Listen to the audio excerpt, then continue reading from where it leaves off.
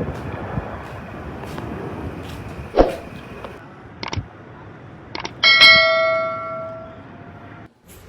guys, welcome to my channel. Ayan for today's video. Guys, ngayong araw is day off ko. Friday siya at 5 p.m.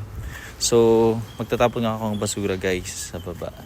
So, dito kasi kailangan ng segregate mo yung basura mo sa recycle tsaka na-recycle kasi ayaw tanggapin ng truck.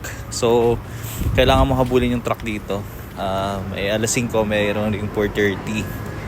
So, dalawang truck yan, yung pang-recycle tsaka yung general waste. So, yung una, yun yung general waste. So, bawal hindi ma-segregate. So, sa golden namin, sa golden dorm namin, sa golden 2, kailangan mo siya, antayin talaga siya. Ganyan kaayos yung solid waste management nila dito. So, the next naman is yung recycle. Ayan.